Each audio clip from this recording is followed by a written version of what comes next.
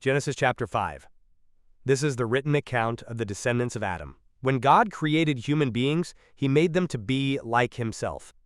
He created them male and female, and he blessed them and called them human. When Adam was 130 years old, he became the father of a son who was just like him, in his very image. He named his son Seth.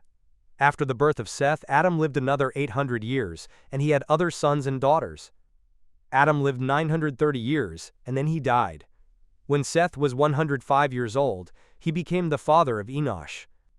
After the birth of Enosh, Seth lived another 807 years, and he had other sons and daughters.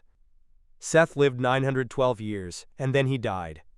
When Enosh was 90 years old, he became the father of Kenan.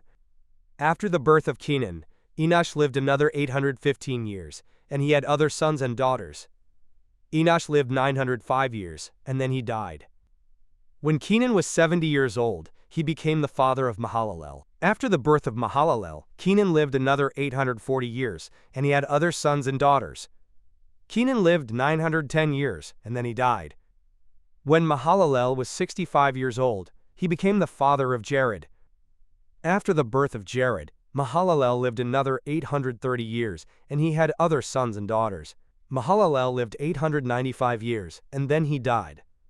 When Jared was 162 years old, he became the father of Enoch. After the birth of Enoch, Jared lived another 800 years, and he had other sons and daughters. Jared lived 962 years, and then he died. When Enoch was 65 years old, he became the father of Methuselah. After the birth of Methuselah, Enoch lived in close fellowship with God for another 300 years, and he had other sons and daughters.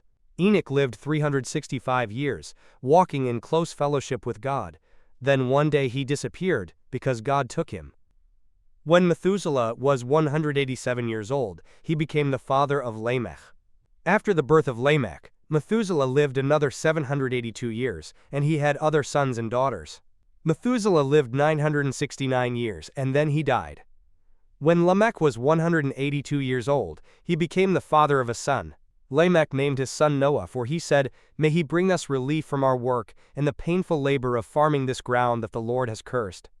After the birth of Noah, Lamech lived another 595 years, and he had other sons and daughters. Lamech lived 777 years, and then he died. After Noah was 500 years old, he became the father of Shem, Ham, and Japheth.